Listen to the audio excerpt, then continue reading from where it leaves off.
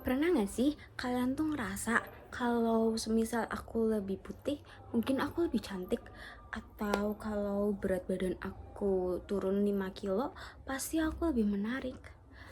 Aneh ya, seolah-olah ada daftar syarat yang harus dipenuhi supaya wanita itu bisa disebut cantik. Tapi pernah gak sih kita berhenti sebentar dan bertanya, siapa sebenarnya yang membuat standar kecantikan itu?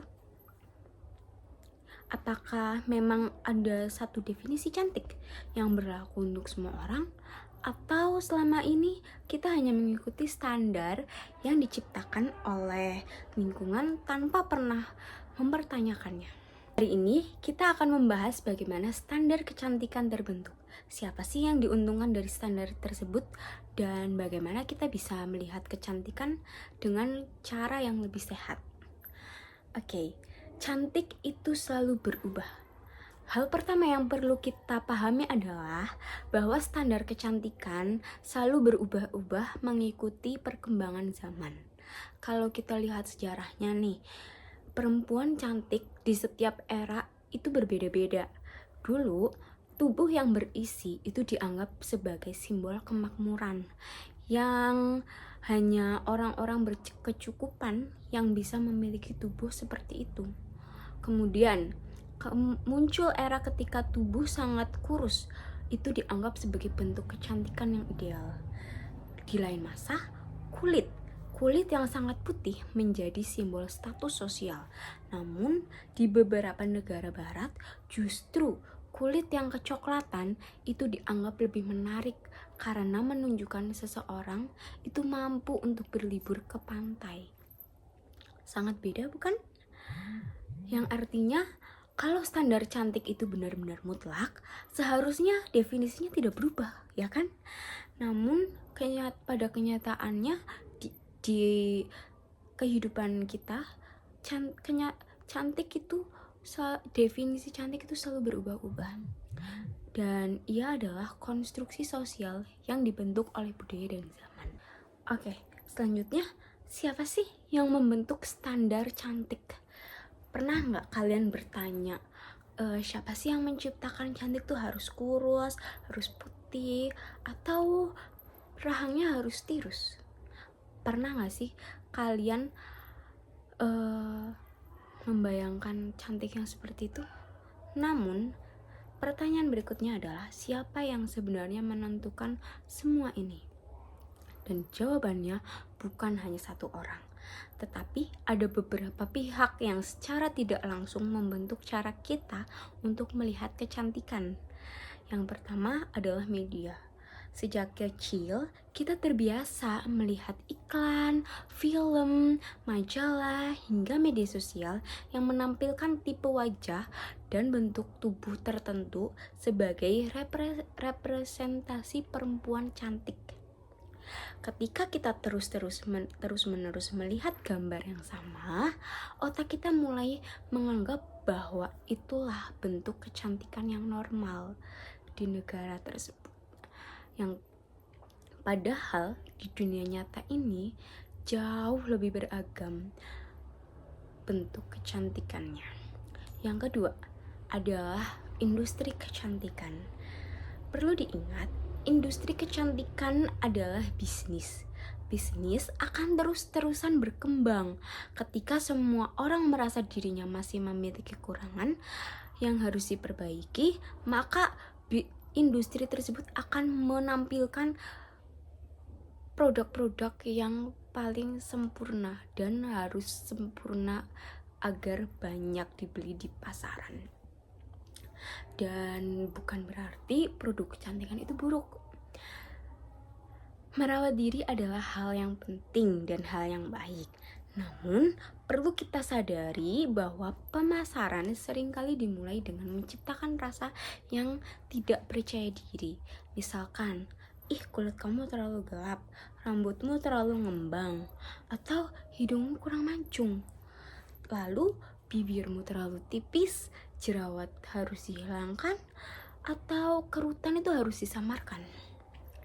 Dan semua itu seolah-olah selalu ada sesuatu yang salah dari diri kita. Padahal mempunyai kulit gelap, rambut terlalu ngembang, hidung yang kurang mancung, bahkan jerawat ataupun kerutan, itu adalah satu hal yang normal dan wajar. Ya, kalau kita terus-menerus percaya bahwa kita belum cukup cantik, maka kita akan terus membeli semua solusi yang ditawarkan. Padahal produk-produk tersebut belum tentu cocok untuk diri kita sendiri. Yang ada akibatnya malah jerawat semakin banyak, atau malah lebih jelek, atau lebih buruk daripada kondisi wajah yang sebelumnya. Selanjutnya, pengaruh media sosial. Kalau dulu standar kecantikan itu datang dari televisi dan majalah. Namun sekarang media sosial tuh punya pengaruh yang jauh lebih besar. Misalnya, apa yang kita lihat dari media sosial seringkali itu bukan suatu hal kehidupan yang nyata. Seperti misalnya kita foto, nggak mungkin cewek foto tuh nggak diedit atau nggak pakai filter. Pencahayaan diatur, sudut kamera dipilih, dan filter digunakan. Bahkan banyak orang yang melakukan retouch sebelum mengunggahnya. Namun, karena kita melihatnya setiap hari, tanpa sadar kita mulai membandingkan diri kita dengan sesuatu yang sebenarnya itu tidak nyata. Kita lupa bahwa kita sedang membandingkan diri dengan versi terbaik seseorang, bukan di kehidupan aslinya.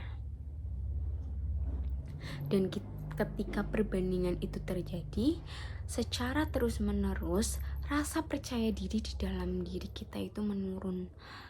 Gak hanya menurun secara perlahan, namun bisa langsung menurun secara drastis. Selanjutnya, dampak standar kecantikan.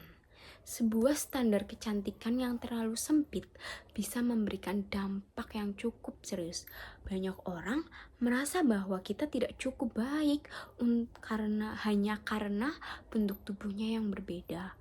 Ada yang takut keluar rumah tanpa makeup, ada yang merasa minder karena warna kulit dan rambutnya berbeda, ada juga yang rela melakukan diet secara ekstrim karena rasa ketidakpercayadirian seseorang dan menganggap bahwa diri mereka itu jelek dan belum memenuhi standar kecantikan. Dan padahal nilai seseorang itu tidak pernah ditentukan oleh bentuk hidung, warna kulit, ataupun ukuran tubuhnya. Kecantikan itu memang bisa menarik perhatian, tetapi karakter, kecerdasan, empati, dan cara memperlakukan orang lain adalah hal yang membuat seseorang itu bisa dihargai dalam jangka panjang. Selanjutnya, apakah berarti kalau kita tidak boleh merawat diri? Jawabannya tentu bukan. Merawat diri adalah bentuk untuk menghargai diri kita sendiri.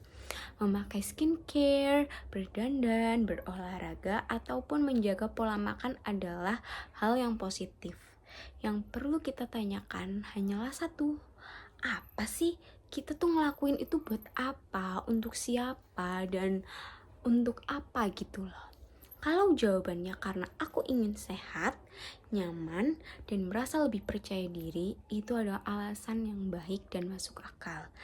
Namun, kalau semua itu dilakukan hanya karena takut tidak diterima oleh orang lain, mungkin itu sudah saatnya untuk kita mengevaluasi diri kita kembali.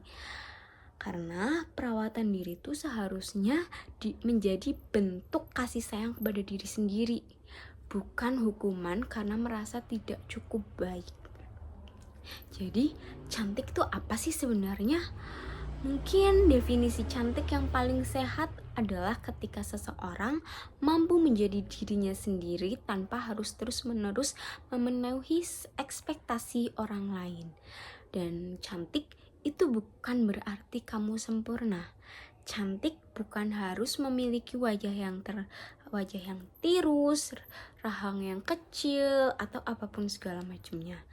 Cantik itu berasal dari kepercayaan diri kita yang tinggi. Karena pada akhirnya semakin kita menua, wajah akan berubah. Tubuh juga berubah.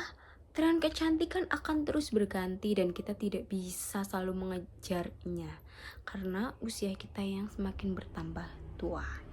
Tetapi nilai diri seseorang seharusnya tidak ikut berubah hanya karena standar masyarakat berubah. Jadi, menurut kalian, siapa yang menentukan standar kecantikan? Ya, memang sebagian dibentuk oleh budaya, oleh media, oleh industri, dan sebagiannya lagi tanpa kita sadari dibentuk oleh diri kita sendiri ketika kita memilih untuk mempercayainya.